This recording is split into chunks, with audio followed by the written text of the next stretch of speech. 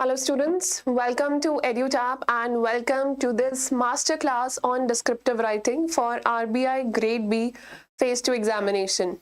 Before I start talking to you, before we start discussing anything, just let me know in the chat section if my audio is clear to you, if you can listen to me properly, and if the video that is being displayed here, that is clear to you. Just ping me in the chat section, type a thumbs up or anything that you feel comfortable. Let me know it there. Yes, good afternoon SK and welcome back. So yes, audio video clear? All right, yes, okay. Welcome Piyush. Okay, so yes, the results of phase 1 have been announced. I am hopeful that all of you, all the students out of you who appeared for RBI Grade B phase 1 examination have successfully cracked it. So this session is going to be very beneficial for you. For the ones who could not get through, this session is still going to be beneficial for you because I'm sure that next time you will be taking the exam or you would be preparing for some other exams where descriptive writing would be helpful to you. And for all of you who are planning to take their attempt next year, welcome. I welcome all of you here. So without any further ado, let's begin the session. Let's see what we have for today. Okay.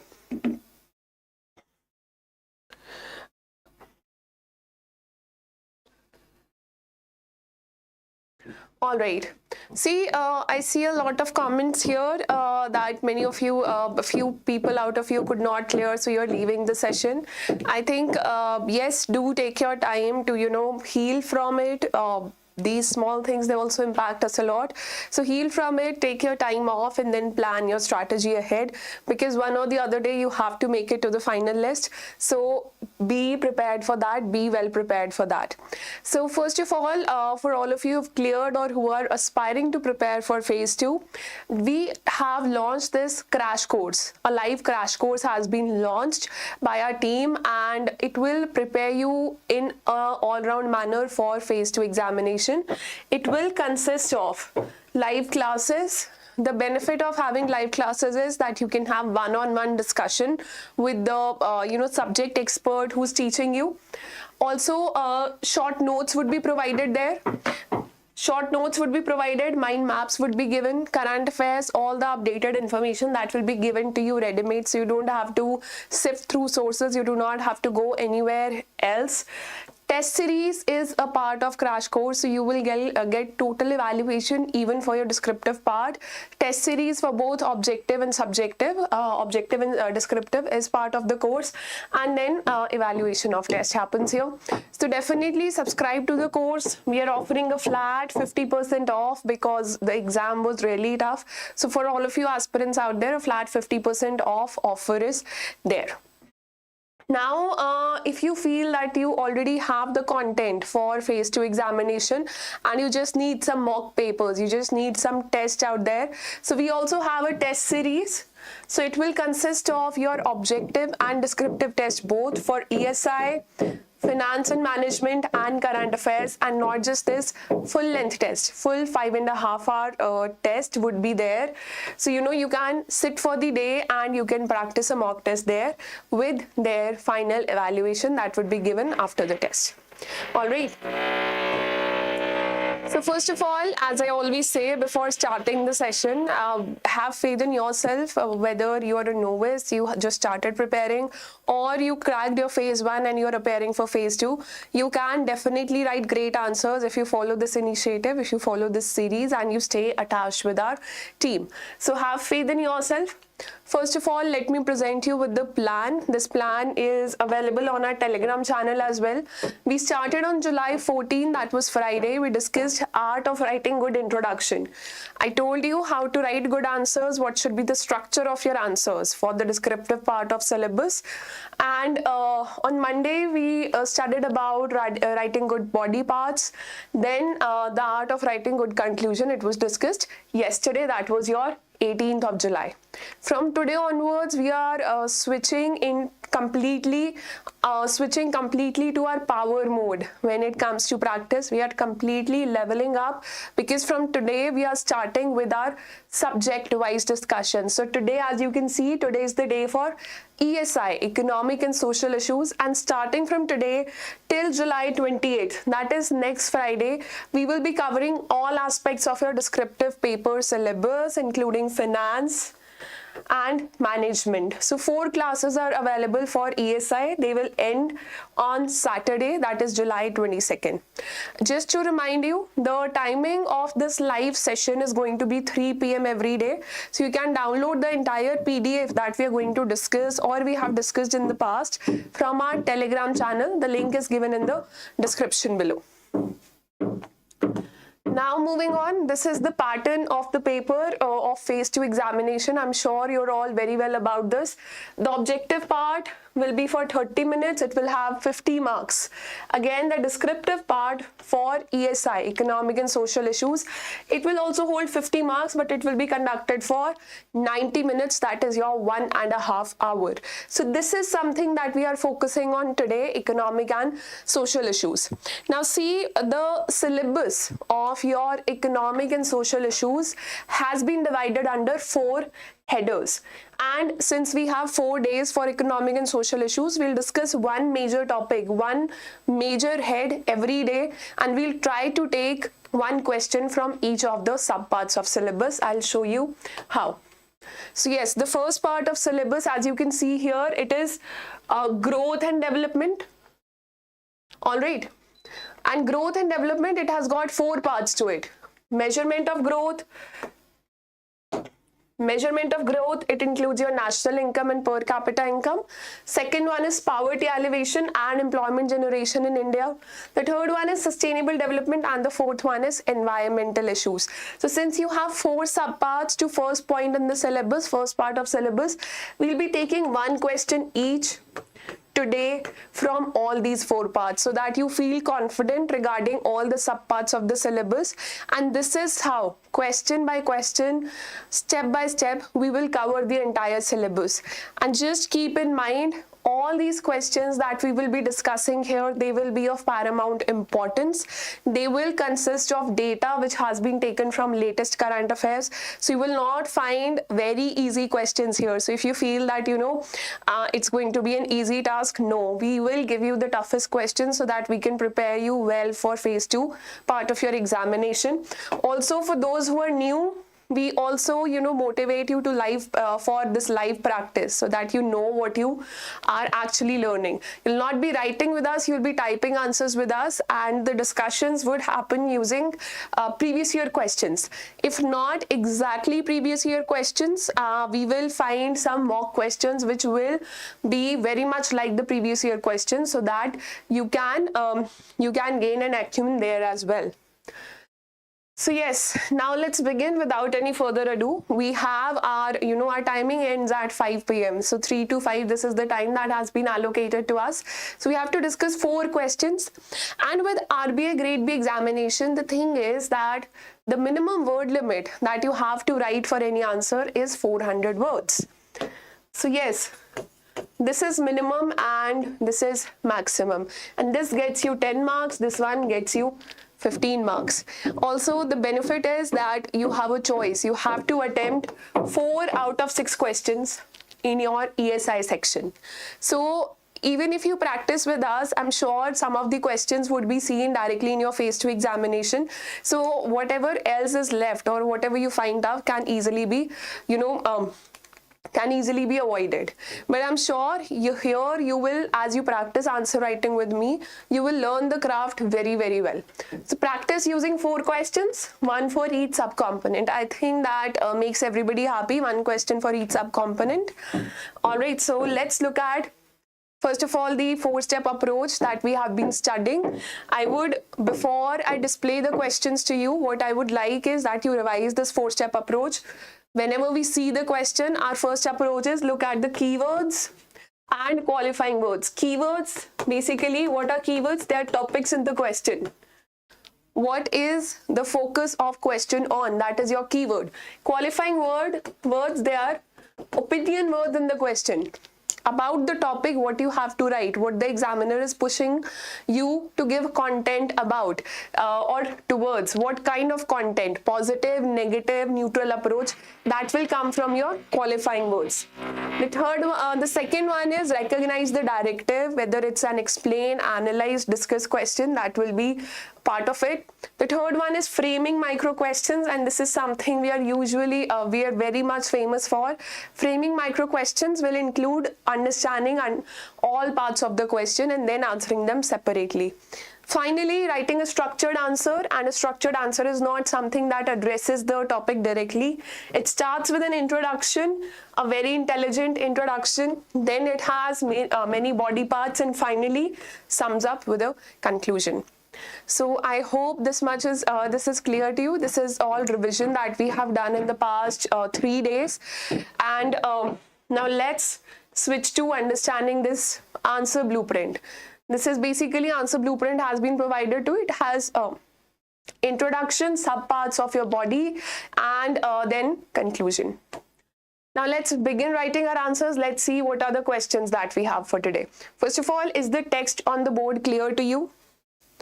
And if you have any doubts from the previous 3 sessions, just let me know in the chat section. Then we'll start answering these questions one by one.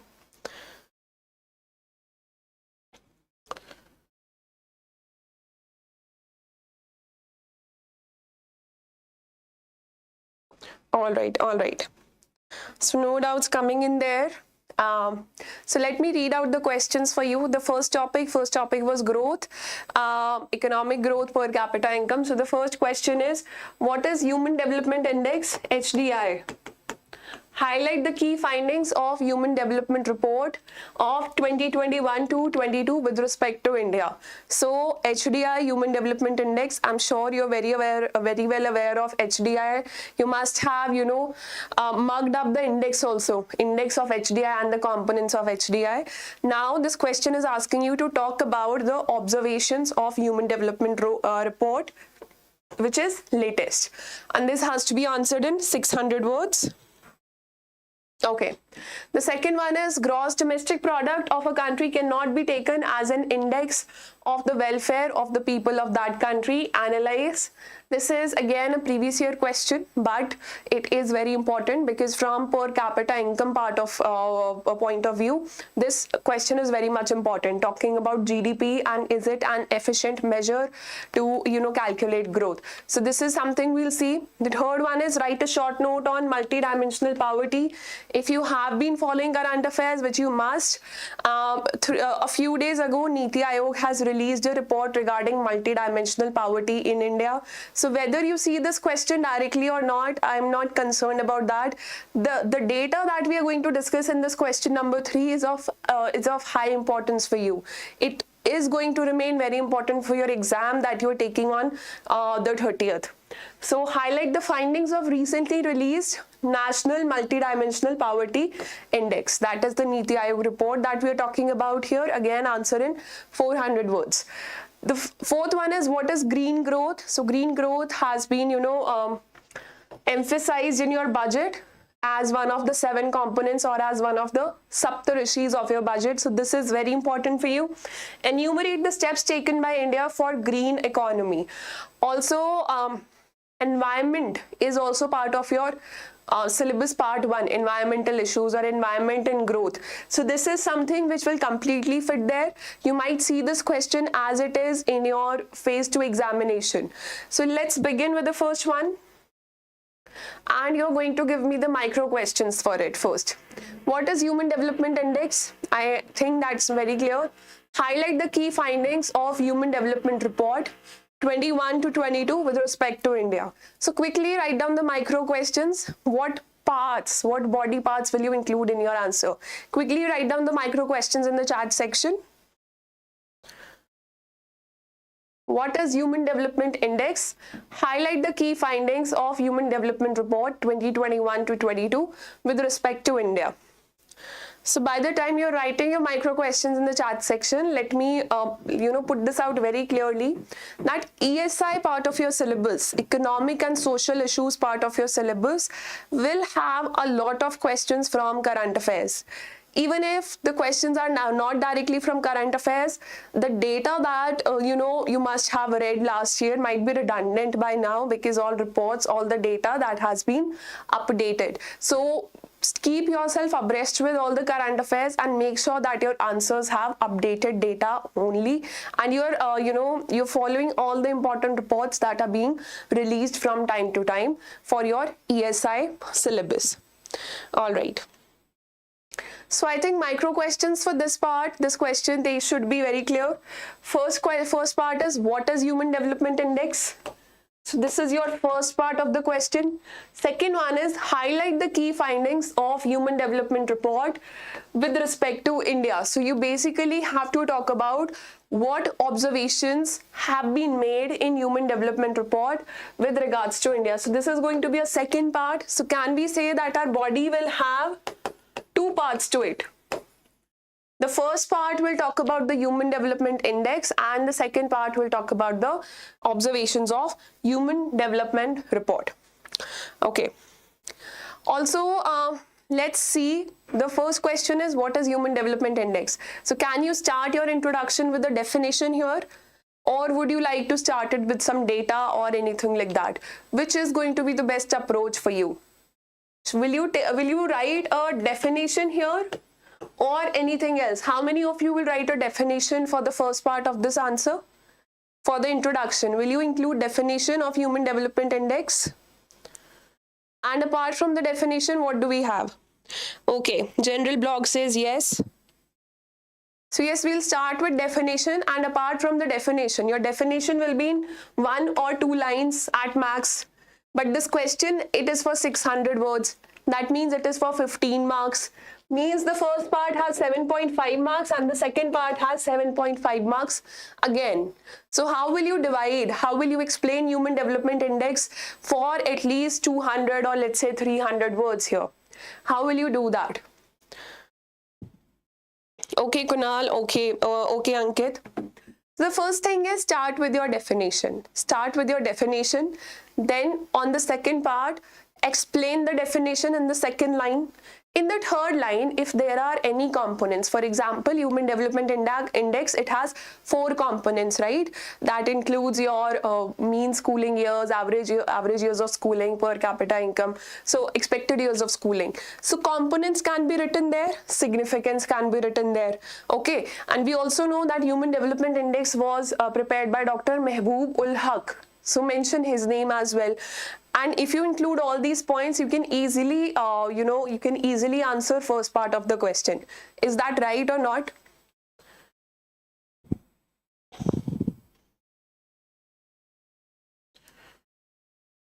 Okay, Urmila, yes, they do. Yes, yes, they will do that. And when you have rough sheets, when you have sheets for your rough work, the best part you can do is you can have a structure for your answer.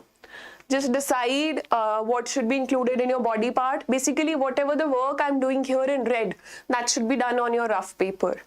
Because rough work is very important. It helps you think and plan better, then start typing your answers. Okay, so let's start with the definition of Human Development Index and let's address what is Human Development Index. All right. So we'll call this introduction. Now what I'm doing here, I am segregating all parts of the question into introduction, body paragraph 1, body paragraph 2 in conclusion. You do not have to write headings there. You do not have to write the word introduction in your answer. Okay. So yes, let's see. Human Development Index is a composite index. Composite index means it has many parts given by the Human Development Report that measures average achievement in human development considering 4 indicators. So I could have ended my answer here. I could have put a full stop after human development, but I need 7.5 marks for this part of the answer. So I'm expanding. I'm talking about the components, which are life expectancy at birth, expected years of schooling, mean years of schooling, and gross national income per capita, or your per capita income. So I think this is something you already know about. No tough things about here. Nothing tough. And now, what does the Human Development Index indicate? What is its significance? So the rank indicates the state of a nation's health, education and average income. So you have expanded on the already available information that you had. And then talk about who prepared Human Development Index for the first time. Pakistani economist Mehboob ul Haq created the Human Development Index in 1990, and this was further used by UNDP, United Nations Development Programme, in creating a report on the nation's socio-economic achievements. Now you have explained it, you've talked about the components, you've talked about the significance, you have given the historical background as well, that who prepared it. Okay, we start our answers on a high note. So starting with the definition and its components, that is your high note. You can talk about history in the third, fourth line also, that is completely okay. Now moving on, we'll talk about that it is released annually and it is released as a part of Human Development Report. So that will be a body paragraph 1. In the introduction, we have given definition. Now we'll expand the definition a bit more and we'll use a second paragraph to make our answer more clear, more legible. So use this body paragraph 1 and read this out. The Human Development Report takes into consideration people, their opportunities and choices. That is the significance of your Human Development Report. It is released annually by United Nations Development Programme. The HDR 21 to 22 highlighted that a combination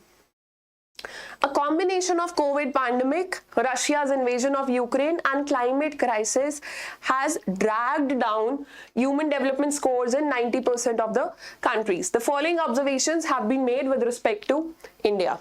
So now what you've done is, you've talked about HDI.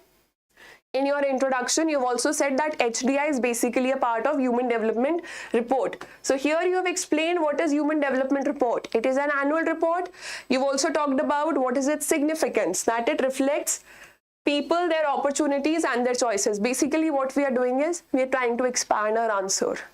Alright, with all the information and all the understanding we have, we are trying to expand our answer. Here we've talked about significance of HDR. Previously we talked about HDI. Also, now your question is asking that what are the observations of Human Development Report with respect to which country? With respect to India. But for a backdrop, what you are giving is that this was the theme of Human Development Report, that human development scores have gone down for all the countries because of the COVID-19 pandemic, because of invasion of Ukraine by Russia and because of climate crisis. So this was the theme of the report. So you've given the theme of the report, you've added more words, and now the examiner knows that you are actually relating everything. Okay. And since the human development score has gone down for India as well, our index HDI rank has gone up. We have shown lesser, we've performed lesser than the previous years. So here you're already giving the reason that all countries have got worse than before. Is that correct? Are you able to understand here the body paragraph 1? Now let's see what is the second part of the question. Highlight the key findings of Human Development Report of 21 to 22. So let's see what are the key findings. Talk about HDI is part of HDR. Human Development Index is part of Human Development Report only. It is released as part of publication. So first of all, talk about India's rank.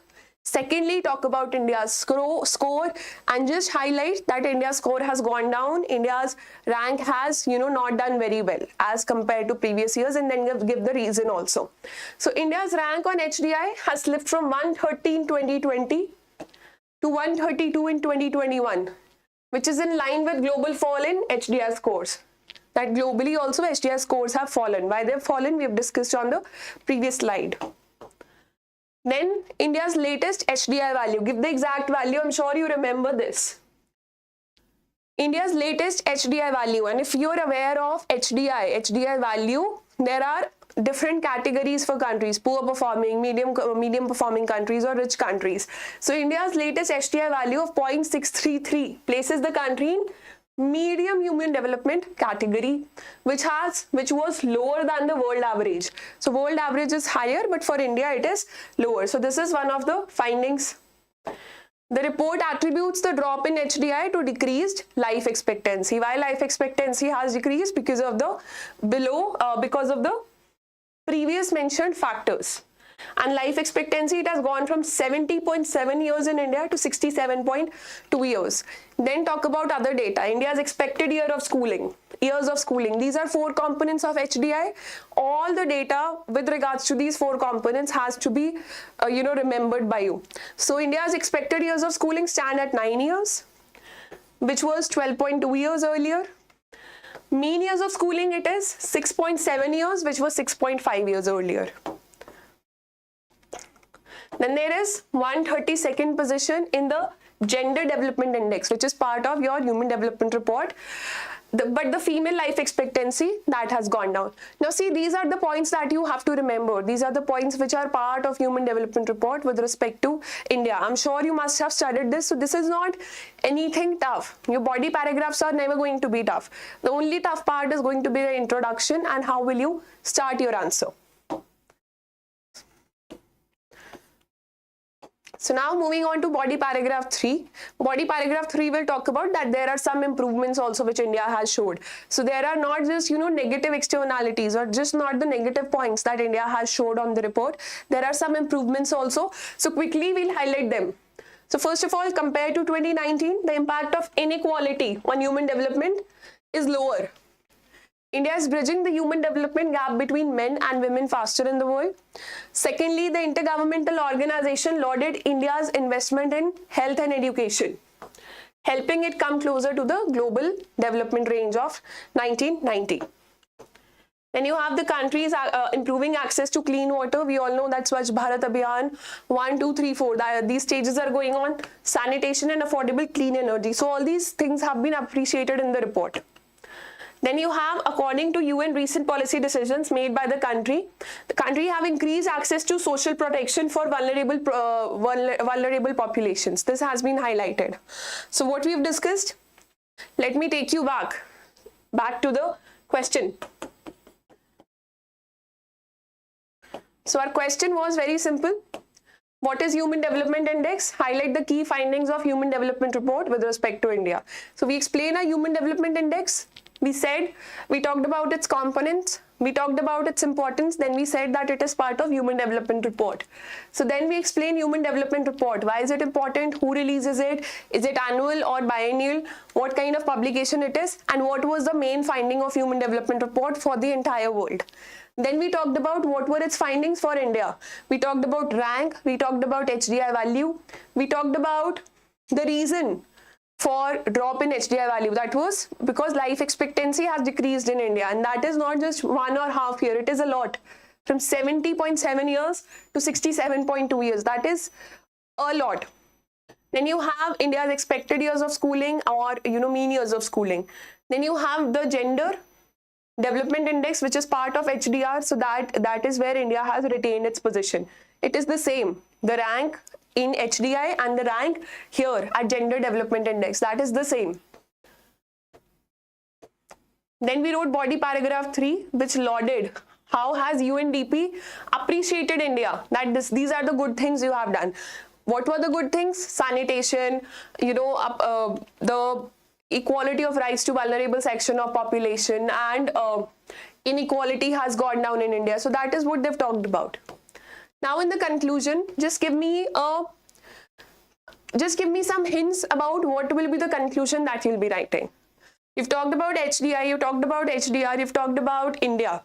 What will you write in your conclusion? Will you summarize all the points? Again, I'm giving you some tips here. Will you summarize all the points? Second, will you give a way forward? Third, will you use a quote? Fourth, you will not write a conclusion at all. Let me know in the chat section. Will you summarize this answer? Will you give a way forward? Will you use a quote? Or will you not give any conclusion at all?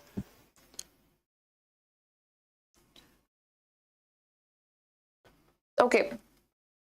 Just let me know in the chat section, all of you who are live at this moment, what will you write in the conclusion? Second, Rohit says that he will give a way forward.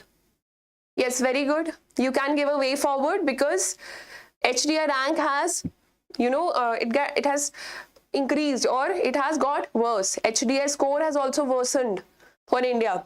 So can we say that yes, this time the HDI score, it has worsened because of the various parameters, various factors. We have just come out of the pandemic, climate crisis is approaching, it impacts developing countries like India a lot. Thirdly, what was the third reason? The Russia-Ukraine invasion, which actually pushed our fuel prices up. So a lot of inflation happened. So our human development score, it has gone down. Can we do that? And then you can give a positive ending that in the long run, because of the efforts, already improvements have been made that we discussed here and we have been lauded for it.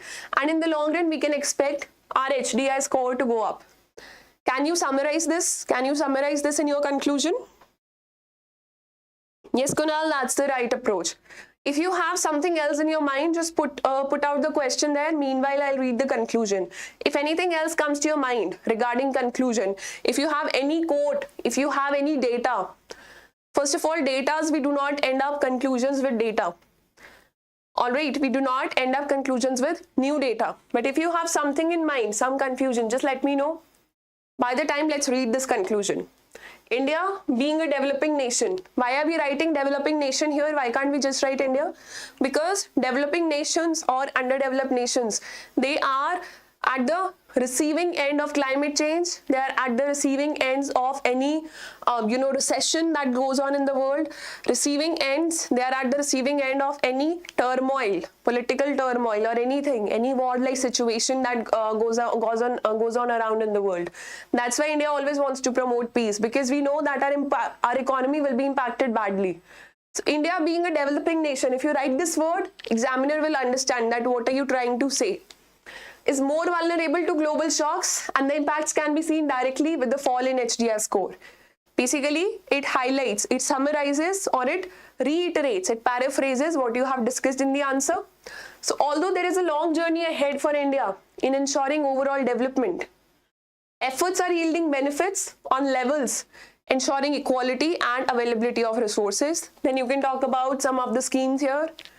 That improvements have been seen as seen above. Improvements have been seen in these many areas and more improvements are expected to be realized in the near future.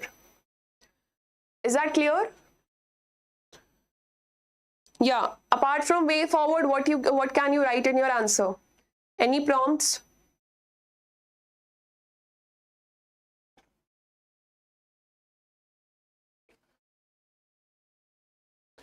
All right. So yes, no new information coming except for way forward. So see, today, since we'll be discussing our first component of syllabus, growth and development. So what you will see is that after addressing these 4 questions, you will have so much knowledge that whatever question you see in phase 2 examination, you will be able to put some information here and there. So your answers will already be embellished. They will already be very much polished if you watch through watch the entire video and you look at the questions. So let's move on to question number 2.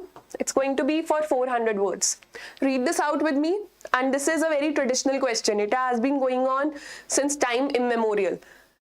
GDP, gross domestic product of a country, cannot be taken as an index of the welfare of people of that country. Analyze and answer in 400 words. So first of all, do you agree? Just let me know in the chat section. First of all, give it a thought. That do you think GDP of a country, it cannot be taken as index of welfare for the people of that country? Yes or no?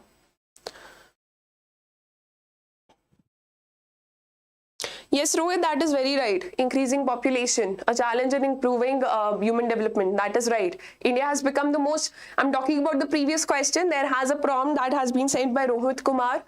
So India has become the most populous country of the world, and the number of resources, the amount of resources is limited. So that is also a constraint for us in improving our human development score, because we have a lot of people to cater to. So yes, first of all, let me know in the chat section, do you feel that GDP of a country cannot be taken as index of welfare of people of that country? With the help of GDP, you cannot say whether a country is developed, people are happy, people are prosperous, there is equitable distribution of resources, and there is equality in the society. Can you say that or not? Is GDP a good measure of growth or not? Or for welfare of people? Yes, Vansh, that is right. Because as the sum value of services offered by people may increase. Probably some people are offering a certain kind of services, and these are expensive services. They are adding a lot to the GDP, but not many people are employed, or not many people are catered to with the help of these services. Yes, Kunal, that is right. It can be established as a measure of welfare of people, but there are other factors also. Yes. Yes, Rohit is agreeing that GDP is not a true indicator for measuring the welfare of people. Now, understand one thing. First of all, it is an analyzed question, so you will have to be very objective with your arguments. If this is an analyzed question, this cannot be answered using paragraph. You need to have solid points. The previous question it was talking about, highlight the observations made by HDR report with respect to India. So observations, there will be 3, 4, 5, 10 observations. So obviously you'll write in pointers. But whenever there is an analyzed question, that means you have to prove the statement wrong or right. That means you should have points there. Paragraphs cannot be used. Okay, otherwise the examiner will think that you're beating around the bush. So prepare these topics very well. And even if you have 4 good points for a 400 words answer, expand those four good points, give examples for every point, add an introduction and conclusion, you will be done with 400 words. And even like before that, and you will get very good score. Okay, so here, do not write in body paragraphs, one thing. Secondly, whether you agree that GDP is a good method of measuring welfare or you don't agree with that. The thing is that GDP is legally and officially used all around the world to compare the prosperity or welfare of people. Right or not? Whether we agree that GDP is a good measure or we disagree to that. But GDP is used all over the world. That is a reality. So this is also something, this is something you have to talk, that yes, there are loopholes in GDP. What are the loopholes? Talk about them. That why is it not a good measure for welfare of people? Talk about those points, right? 4, 5 points. And then just end up that we are not able to figure out a better measure of welfare of people. All these indices, all these methods have one or the other loopholes. And as of now, GDP is the most popular measure for welfare of people. End on that note. All right. So basically you're understanding the situation. You're not taking a very strong stand against the argument, and you complete your analysis also. Is that right? So yes, quickly just tell me, what will you write in your introduction? Will you talk about GDP? Will you talk about how growth is measured or how welfare of people is measured all around the world? Will you start with a definition or will you start with a normal conversation that how welfare of people is measured all around the world? Let me know in the chat section. Yes, Kunal, that's the previous question, and I'm happy that you're using the Oxfam report here. That wealth inequality is at an all-time high. Yes, if you have been following these sessions, in the previous 3 classes, we discussed that how rich are becoming richer and poor are becoming poorer. There was this Oxfam report that top 1% hold 40% of the wealth in our country. Is that right or not? Can you use that as official data here to highlight that GDP is not a very good measure of welfare of people? Can we use that data here? Yes, we can. We can use that data without worrying about being wrong. So that will act as official proof that GDP cannot be the best measure. Let me give you an introduction here. First of all, talk about the definition of GDP. Talk about the definition of GDP. Now, definition has not been asked, but why we are talking about definition of GDP? Because we want to highlight that GDP consists of only monetary parameters.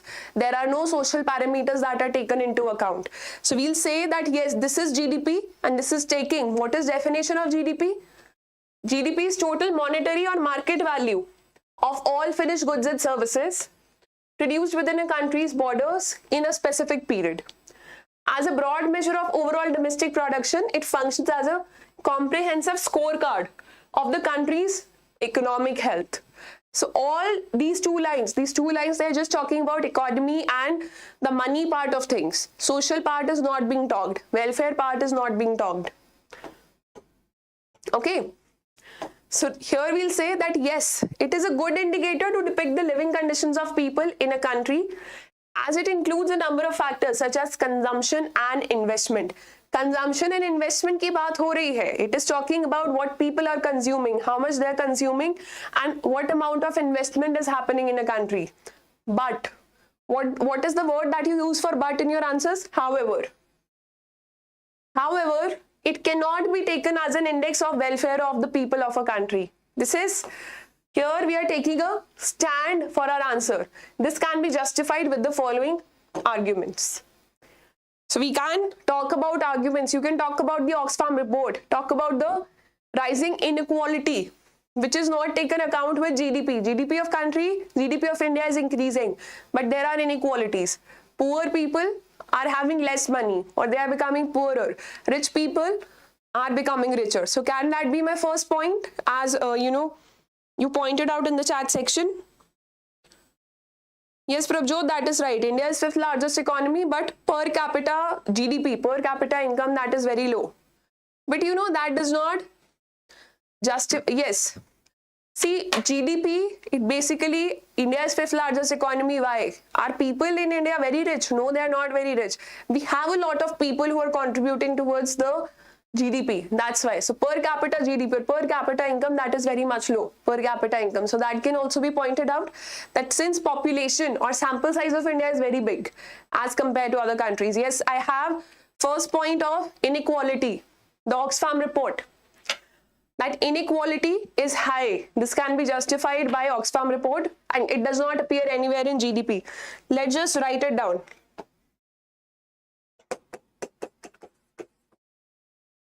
Inequality is not measured by GDP, measured or taken into account.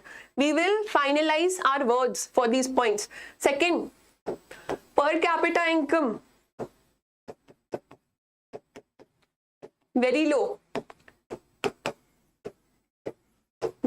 because population is high. That's why GDP is high. But per capita income, that is money in hands of one family, one person, that is very low. Third point, that why GDP is not a very good measure of looking at welfare of people. Okay. So in India, the employment rate for women in like urban areas is around 18%, even less than that in some of the cities. Do you know that? Women make up almost 50% of the population, but not many of them are working. Average employment rate is just around 18-20% for women in our country. And they make up around 50% of the population. So what are rest of the women doing? They're looking after their families. Does the work that your mother do for you at home get accounted in GDP? It does not. It does not get accounted in GDP, but still the work is done. So there is many type of work. For example, few years back, there was a petition that household work that should be paid. It should be paid with the salary. But then no states could come up with a final consent on it. So that bill was scrapped. Nothing was decided on that. So there are many parts of GDP, many things in GDP which are not calculated. All right. So yes, exclusion is there. It counts only few types of work. Some types of goods and services are counted. The next one, it accounts for consumption of goods and services. If people are consuming liquor, if people are consuming tobacco, and tobacco is having a very large market. If people are consuming drugs, so that is also adding to the economy, yes or no? Tobacco is legalized in India. You can, anybody can buy cigarettes, anybody can buy tobacco from the regular shops. So yes, that is also adding to economy of India. These are very expensive things. But do you think that it is leading to welfare of people? It is not. So there are many unwanted things, unwanted inclusions in GDP which are there. Exclusion of many parts of society, and unwanted inclusions are there. Any other point that you can think of that why GDP is not a very good measure for welfare of people? Informal sector's contribution. How many formal jobs are there in your country? Just 10%, close to 10%, a little more than that. 90% of the people employed in India, they are working in the informal sector. So where is their labor or where is their work going? Where is their work getting accounted for? So informal sector has no direct representation in your GDP. So that is also a loophole. All right. So let's see what are the points that we have. And if you have any other points, just let me know in the chat section. Yes, Kunal, that was a very good point. So let's move on to our body paragraph. Excludes equity in income distribution. If the GDP of a country is rising, its social indicators may not rise as a consequence. This is because rise in GDP may be concentrated in the hands of a few individuals or firms. For the rest, the income may in fact fallen. Here you can use your Oxfam report. Here you can use your Gender Development Index, which was part of question 1, Human Development Report. What is India's rank on Gender Development Index? 132. Is that a good rank out of 180 countries, 160 countries? That is not a good rank. So yes, our GDP is increasing, but on Gender Development Index, we are at the same position. All right. In fact, our many neighbors are performing better than us.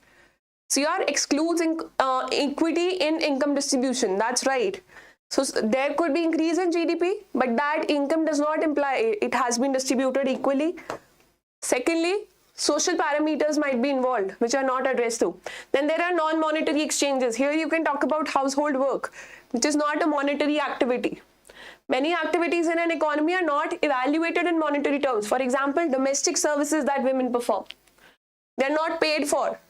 Since there is no transaction of money, their contribution is generally not counted in the GDP, leading to underestimation of GDP. See, work is work. Your domestic help charges you for the work she does. Your chefs charge you for cooking food. So how can we ignore the work that is being done by females and households in domestic lives? That cannot be ignored. Third one, there are externalities. Basically, externalities, they're the benefits or harms a firm or an individual they cause to another, for which they're not paid. While calculating GDP, pollution can be increased. Pollution happens, climate change happens. Next year, what happens due to climate change? There are a lot of cloudbursts happening. Your crops fail. Cloudbursts happening or droughts happening. So what has caused this? What has caused this in the long run? The externalities. You increased your GDP, but you also increased pollution, and then the entire world has to suffer for that. Therefore, if we take GDP as a measure of welfare of the economy, we will overestimate the actual welfare. So welfare cannot be counted like that. In cases of positive externalities, GDP will underestimate the actual welfare of economy. Now moving on, types of goods produced. Here you can give your example of tobacco. It does not describe the kinds of goods that are being produced. Let's say if you have in GDP also, you have positive type of goods and services and negative types of goods and services. Do you think it will be a better indicator of welfare of people? Yes, it will be. If you can have such a discrimination. So people will know that if they have to contribute positively towards GDP, they need to provide some good kind of services or good kind of goods have to be produced. So since GDP measures the value of all finished goods and services within an economy, it also includes products that may have negative effects on social welfare. For example, tobacco, armaments, and these are illegal armaments that I'm talking about, sold and used within the country, that would adversely impact the overall social welfare. So are these 4 points enough? Do they summarize whatever we wanted to talk about GDP? Okay, if there is anything to add, let me know in the chat section. And now I'm giving you prompt for conclusion. How will you conclude this answer? How will you conclude this answer? Will you take a stand entirely against GDP or a neutral stand? We talked about how to conclude this answer before starting to write this answer. Because of the various shortcomings, there have been multiple attempts to develop more accurate parameters or indices. You have the happiness index developed by Bhutan. You have other indices, human development index is there, which we discussed in first question. So there are many other parameters also, there are many other indices also, but as of now, there is no index that can sufficiently or adequately compete with GDP. So GDP stands as the most efficient index as of now, and we need to move towards developing a better index for understanding welfare of people. Read out this conclusion with me. Because of the various shortcomings, there have been multiple attempts to develop more accurate and reliable indicators to measure overall growth that prioritizes social well-being. These alternative approaches include Human Development Index, Gross National Happiness Index developed by Bhutan, Social Progress Index, full stop. However, defining overall growth comes with a lot of subjectivity. What is right for a country like Bhutan, measuring happiness, might not be right for a country like India, which has so much of unemployment. So what we need to focus on, probably economy. What US needs to focus on, probably economy. What Ukraine needs to focus on right now is probably defense. So we cannot have one parameter for all the countries. So defining an efficient parameter that comes with a lot of subjectivity. So as of now, GDP is being currently calculated and compared by countries as the most efficient indicator. Alright, do not say that GDP is the most efficient indicator. Just say that it is currently being used because we do not have any other option at our hand.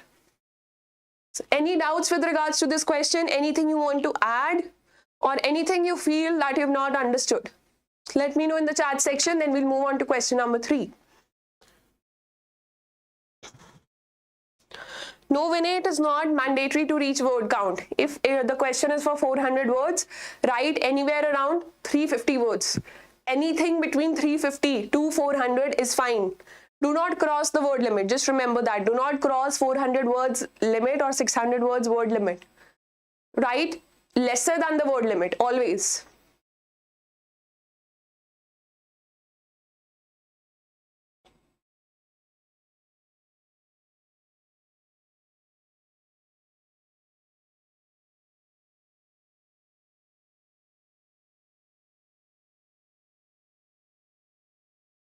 So yes, any doubts coming in there?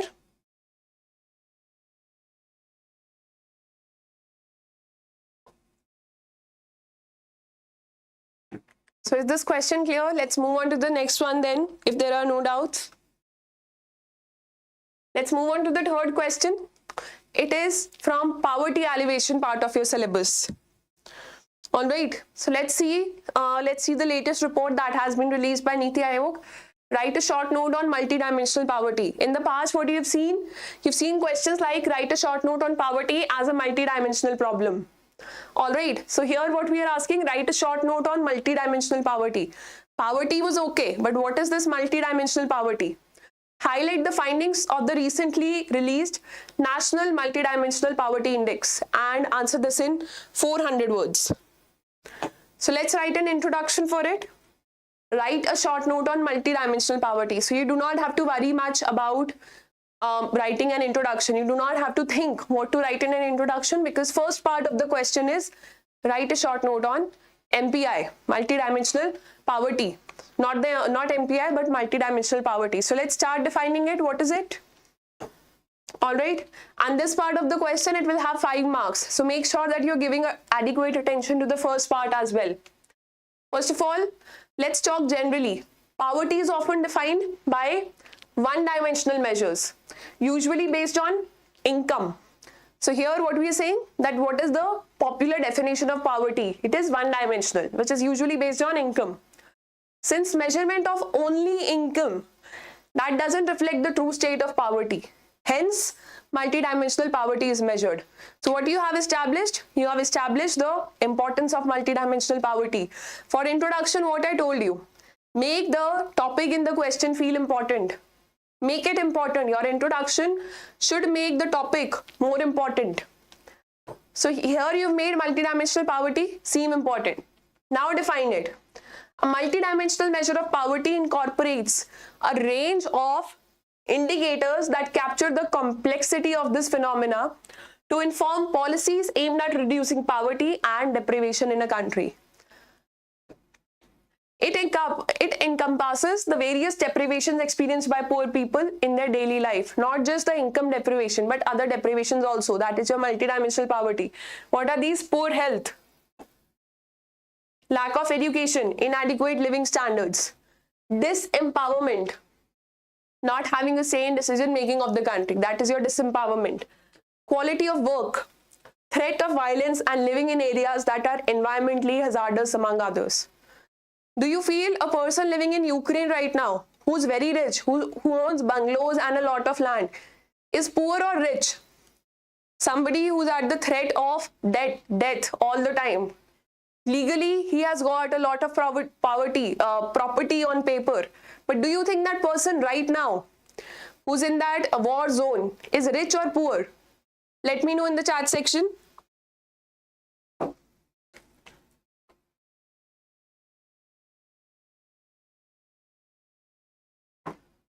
Anyone living in Ukraine right now, is that person rich or poor, irrespective of the property or the money that they have? Rich? Poor, of course poor. So how can you call him poor if he has a lot of property? You can call him poor because according to the definition of multidimensional poverty, poverty is not just economic. Poverty is also with regards to employment, with regards to all these factors: health, education, living standards, disempowerment, work, the threat of violence, and living in areas that are environmentally hazardous. Anybody who's living near industries which release a lot of pollutants, no matter how big or small his house is multidimensionally poor, is poor according to this definition. All right.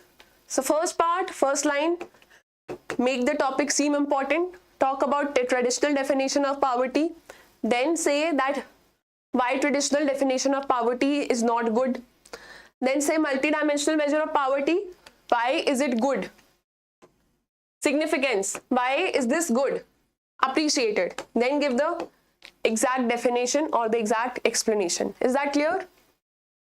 We're just playing with words here. We're just understanding how to present information one after the other. If you write multidimensional poverty first, the definition of multidimensional poverty first, and you write this line regarding poverty later, it will not make any sense. But first you are giving the examiner the most popular definition of poverty. Then you are saying that there are loopholes in this definition. Then you are coming to the real definition of poverty. Here you can give examples also. Give examples of Ukraine. Give example of a person who's staying in an environmentally hazardous area. Talk about these examples. Now moving on, our second part of the question talks about highlight the findings of the recently released National Multidimensional Poverty Index. So let's talk about it first. National Multidimensional Poverty Index. But first of all, you also have to elaborate upon multidimensional poverty. So after giving definition, just say, how is multidimensional poverty measured? So have you heard about multidimensional poverty index of the globe? Yes.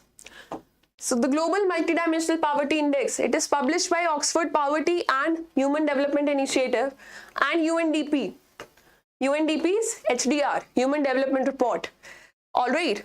So after giving MPI's multidimensional poverty's definition, you are talking about how is it measured or who measures it? Who measures it? OPHI and UNDP. Then what are its aims?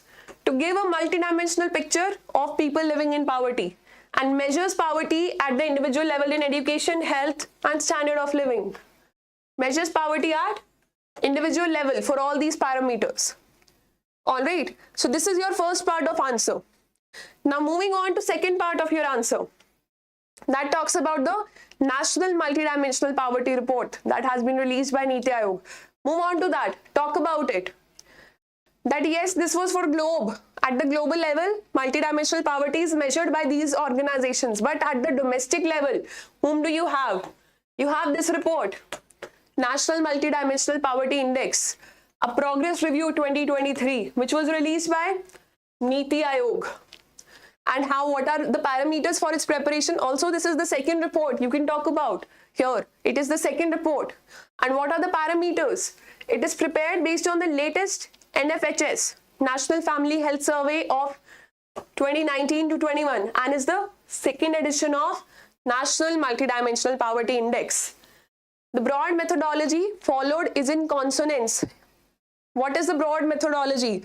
Let's say the international global multidimensional poverty index says that India is very poor, but we come up with our own index. We say no, India is very rich. Multidimensionally, we are very rich. We are not a poor country. Will anybody believe us? Nobody will believe us. So if you need to have your own indicator, if you are developing some domestic indicator, it needs to have the same parameters of judgment as the global indicator is following. So what was your global indicator?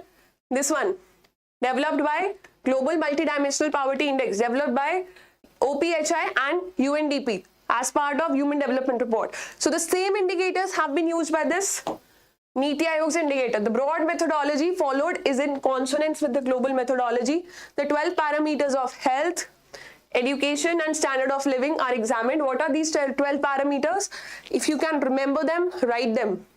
Nutrition, child and adolescent mortality, how long will they live?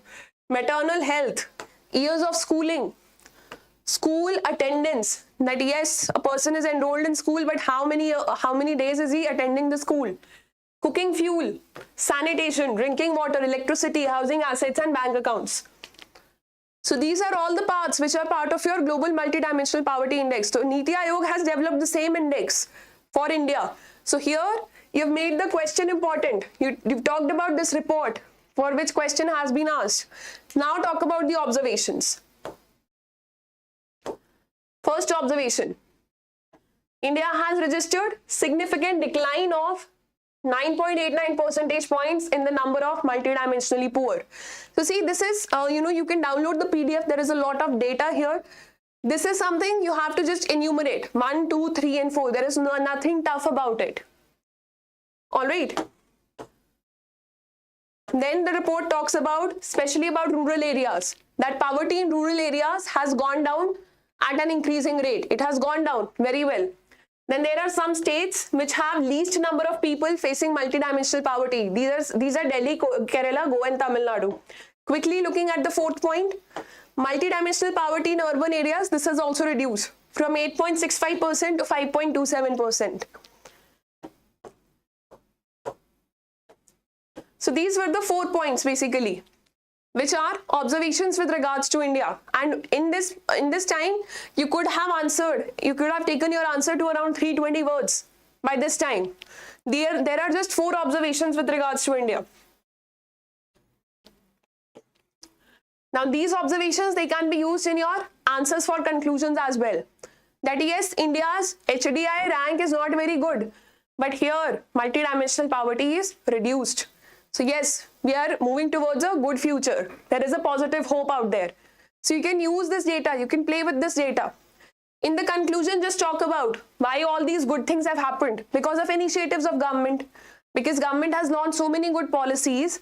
That's why there are so many people who have been uplifted out of poverty. So our conclusion, the government's dedicated focus on improving access to sanitation, nutrition, cooking fuel, financial inclusion, drinking water and electricity has led to significant advancements in these areas. And these are all the parameters which are accounted in multidimensional poverty index. So government has taken each of them one by one and launched policies for them. So it is because of the government's efforts. All 12 parameters of MPI, they have shown improvement. They've shown marked improvements. So what you're doing, you are appreciating the government here. Also, you're summarizing. Do you think you need a way forward here? How many of you feel that you need to write a way forward in this answer? Yes. Just type a yes in the chat section if you feel that you can write a way forward here. Or a no if you feel that a way forward is not needed.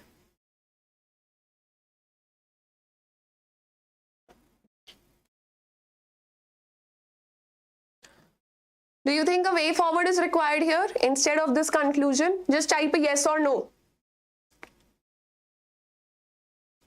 Yes, I'm waiting for your responses. All of you watching this session, do you think a way forward can be given here? See, the report is already appreciating India. So what will be the way forward that you give? Either you will suggest something or you will say that the government needs to work hard. Both the things cannot be done because you need to appreciate government for all this improvement. So that's why appreciating is required here. A way forward is not needed because we do not have a way forward. Also, what you can do is use this conclusion that why Niti Aayog has launched its own multidimensional poverty index, because India is poised to gain a deeper understanding of poverty's complexities and forge solutions that ensure inclusivity for all. Basically, with our own domestic index, we will be able to tackle all the problems or all the parameters of MPI one by one. A detailed approach, a detailed data of all the districts that can be made available. All right, which is not available in the global multidimensional poverty index. So that's why we come up with our own. The district-wise estimation of national MPI will also prioritize reaching out to the furthest behind first through focused efforts on specific indicators and dimensions. The results and findings of the index provide valuable insights for both policymakers and wider community. So these two paragraphs or one of these, they can be used as your conclusion. Yes, Rohit, that's right. Yes, Pooja. Okay, Kunal. So all of you who are saying that we can write a way forward here, what is the way forward you'll write? What will you include in your way forward? Just let me know in 2 to 3 words. Type the content of your way forward in 2 to 3 words. Let me know in the chat section. Yes, Pooja, what do you think can you write in the way forward? Let us know your fellow aspirants. And Kunal, you as well. What do you think you can write in the way forward?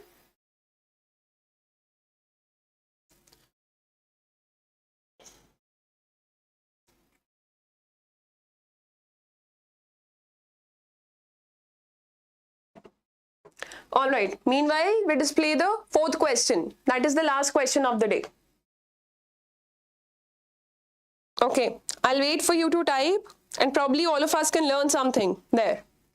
The 4th question is with regards to environment part of your syllabus. What is green growth? Enumerate the steps taken by India for green economy and answer in 600 words. I'm sure first part of the question is clear. What is green growth? This is your first part of the question. 600 words, that means for 15 marks. This is your 7.5 marks. Second is enumerate the steps taken by India for green economy.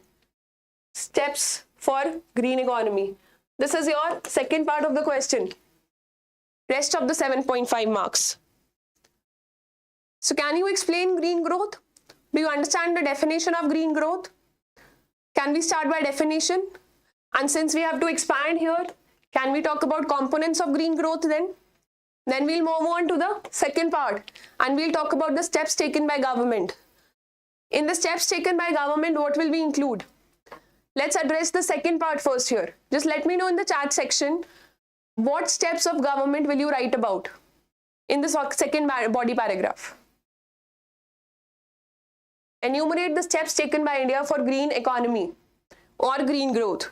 What are the steps you will talk about? Let me know in the chat section.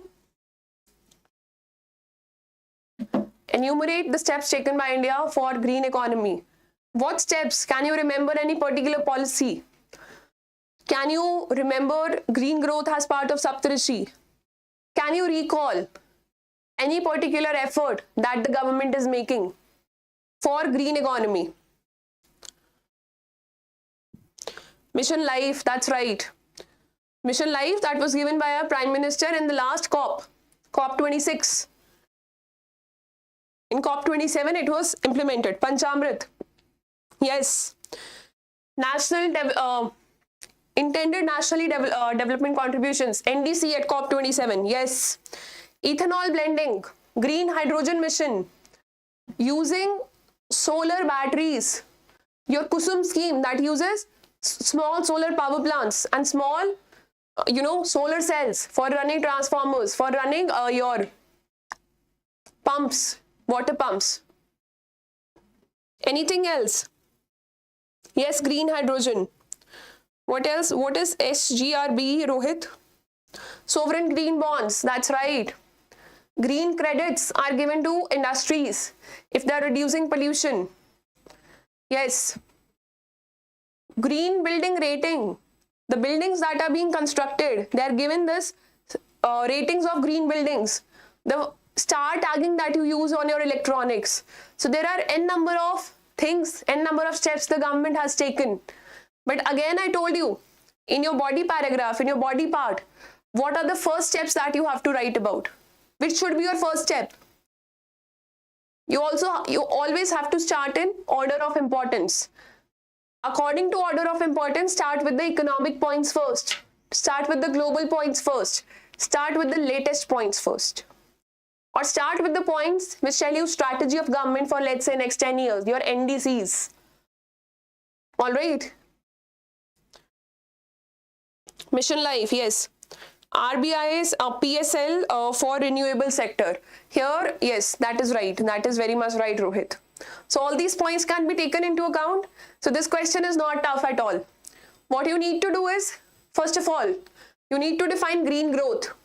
Then you need to talk about its components. You need to make the examiner feel important about green growth. That why is it important? Talk about its significance. All right, what it can do. Secondly, when you talk about steps taken by government, you have to talk about the important steps. Start with the most important and take your 10th point to the least important or the oldest one that you can remember. Then conclude. Okay. And what is the need of green growth? Can I write the need of green growth in my first part of the answer?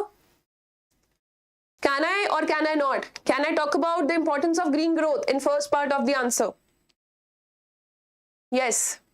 Now what is the need of green growth? Definition of green growth, I'll display it here. But what is the need of green growth?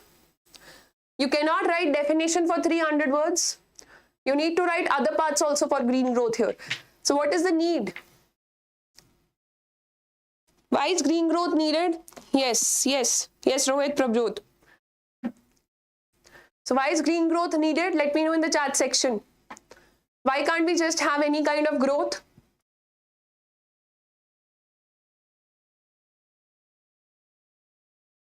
Energy security.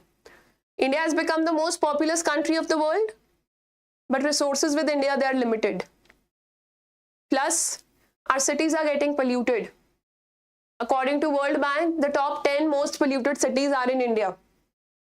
Environment Performance Index, Comprehensive Environment Performance Index, global.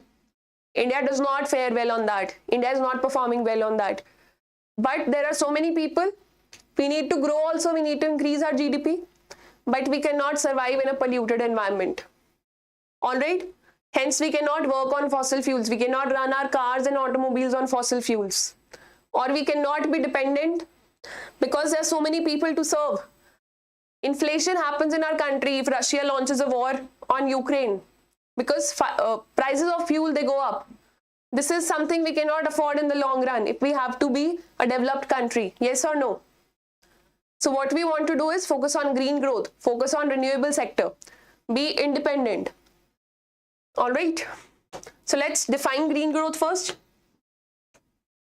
Green growth comprises of a country's efforts to achieve economic development while also protecting the environment and preserving natural resources for future generations. Basically, economic development is happening. Economic development will happen. That is the priority for any country, for any government. That is the priority, economic development. Second, while also protecting the environment. Environment is taken into picture and the resources are utilized in such a way that they are preserved for future generations also, so that people feel that India is a good place to live, to settle. All right, that is your green growth. This involves promoting clean energy. Talk about components of green growth. Explain this definition a bit further. How is it achieved? By promoting clean energy, reducing pollution, improving waste management and preserving biodiversity. All right? Preserve what you already have, biodiversity, natural resources, and whatever growth you are doing, do that in an environmentally sustainable manner. Is that right? Is the definition clear here? Now we'll elaborate green growth a little bit more. Then we'll focus on its importance or what the government has done. Also, don't worry about writing the answers. The PDFs for all these discussions and all the discussions that happen on YouTube, they are available on our Telegram channel. You'll get the link in the description, but it will be available after this discussion is done. First of all, emphasizing on the importance of green growth. Recently, India overtook China and became the most populous country in the world. One thing, you're establishing a background. Since natural resources are limited in supply and economic growth is the need of the hour, a continuous depletion of natural resources will have a significant impact on the environment as well as nation's economy. What you're saying, there are a lot of people in our country. We are most populous country of the world. Since natural resources, they are limited in supply. So any growth, it will lead to depletion of natural resources. And if natural resources, they get depleted, it will ultimately negatively impact the environment and nation's economy. So without green growth, there is not any growth possible. Green growth aims to tackle environmental sustainability and trajectory of India's projected growth. That is becoming a $5 trillion economy by 2025. Is that right? Then talk about components of green growth. What is the focus of green growth? Ensuring that natural assets can deliver their full economic potential on a sustainable basis. Clean air and water. Resilient biodiversity needed to support food production and human health. Secondly, enhancing productivity. Productivity can be enhanced by the use of same level of natural resources also. Enhancing productivity by creating incentives for greater efficiency in the use of natural resources. Reducing waste and energy consumption. Unlocking opportunities for innovation and value creation and allocating resources to the highest value use. Basically, we're expanding on the definition of green growth here.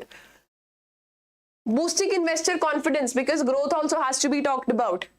So any initiative that you will take will protect the environment or biodiversity. Secondly, it will help in boosting the economy. So boosting investor confidence through greater predictability in how governments deal with major environmental issues. All right. Let's say a lot of natural disasters are happening in our country. Investor confidence goes down because the investors will feel that our investment will go waste. A flood will come or a drought will happen. People will not like to work for my company in India. So boosting investor confidence, that is required because that is required for helping growth in the economy. Now we will address the body paragraph 2. Body paragraph 2, for which you've already given me a lot of prompts. We will see the following initiatives have been taken by India to promote green growth. Yes, Prabjot, that's right. Rohit, that's right. Again. First of all is budgetary allocation. It is one of the 7 priorities of government, green growth. To achieve green growth, Finance Minister announced that budget 2023 to 24, that is latest budget, it will focus on 7 key areas, Saptarishi, including green growth. So it is one of the Saptarishis for our country, very important point.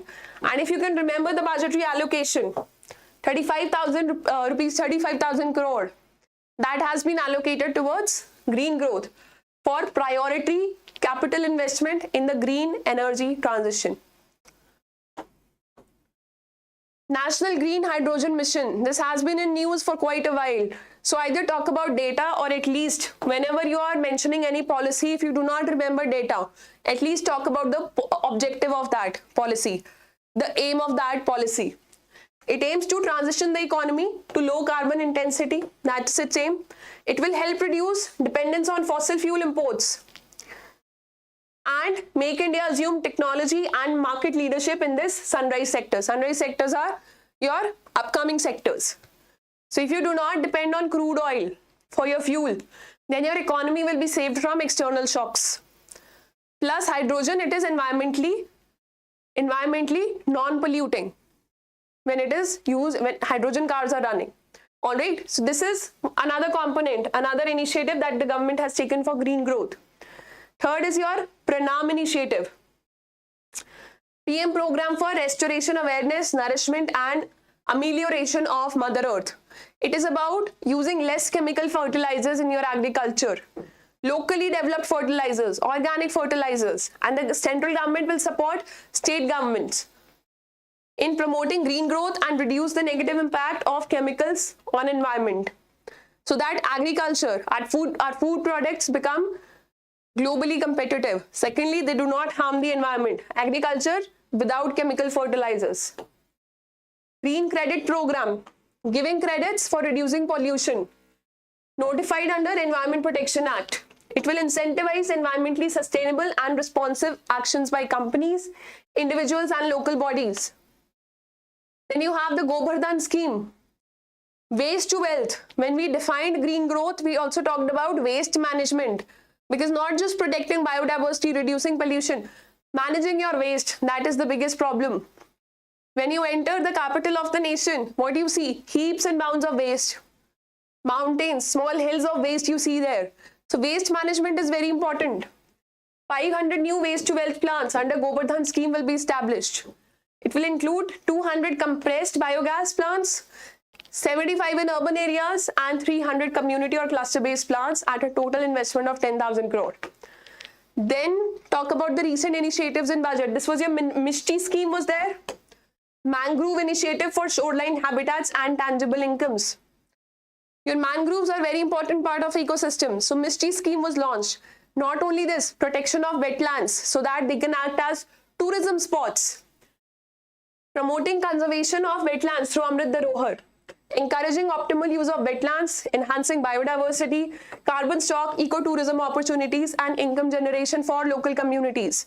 If you have good wetlands, if you're staying, let's say, in an area which has a very popular lake and a very beautiful lake, that lake has a lot of fish and birds, migratory birds. Do you think people will come to your city, to your district to see that lake, to take a stroll around that lake, to do boating in that lake? Obviously they will come. And what will happen? All the people staying in that local area will be employed. It will help in economic growth. So mangroves and your wetlands, they have been protected under this budget initiatives. Coastal shipping will be promoted because it is non-polluting for both passengers and freight and vehicle replacement. Finally, scrapping old vehicles. Old vehicles, they are more polluting. So registration of petrol and diesel vehicles, there has been a capping on that we'll register petrol and diesel vehicles only till July in any year. So slowly they will do away with the petrol and diesel vehicles. Secondly, scrapping of old vehicles. BS2 vehicles will not be operational. BS4 vehicles will not be operational in the National Capital Territory of Delhi. So these all are initiatives which are taken by government to reduce pollution and to promote economic growth. PM Kusum, it is regarding solar power plants.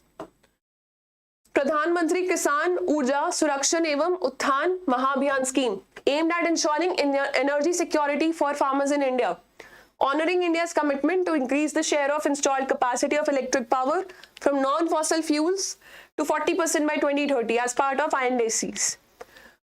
Your last point, it could be about India's updated NDCs targets, long-term contributions. We have updated in the COP27. Our long-term contributions, that is up till 2075, they have been updated. Now finally, what should you write in the conclusion here? What would you like to write in the conclusion? Let me give you the conclusion here. Emphasize the importance of green growth. Green growth is important as it offers a pathway for sustainable economic development on one hand while preserving the environment. This is the same thing that we said earlier, but we have rephrased it. Okay, we've made it feel more important. It would help in opening. How it will help? Green growth.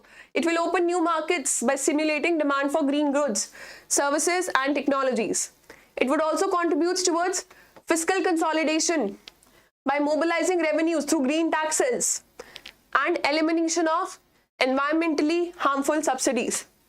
These measures, they can also help to generate or free up resources for anti-poverty programs in such areas as water supply and sanitation or other pro-poor investments.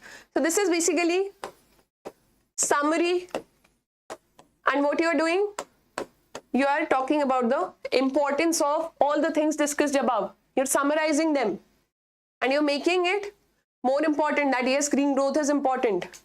Finally, or above all, it would help in reducing risk of negative shocks to growth, because this is our primary concern, negative shocks to growth, because of the things like pandemic, things like wars, due to resource bottlenecks, as well as damaging and potentially irreversible environmental impacts. So all these things, they can be tackled. Green growth can help India immensely. All right, so importance has been talked about in the conclusion. Basically, this is a way forward for India. Way forward, not how to achieve green growth. How to achieve green growth, you have given in body paragraph. But what will happen if India achieves green growth? This is the thing that will happen. All right. So yes, this was the last question. We've successfully discussed the first part of your ESI syllabus. If there are any doubts, let me know in the chat section.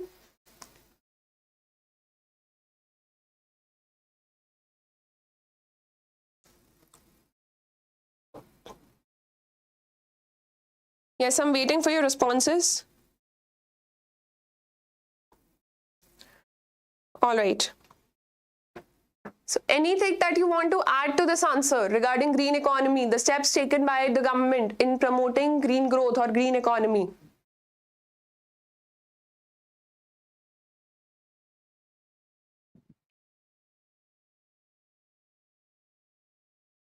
All right.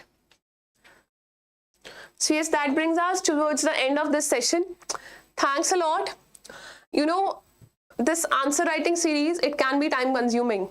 It can push your boundaries. It can push your buttons as well, because it takes a lot of time and a lot of concentration to stay tuned for this one lecture for 1.5 to 2 hours.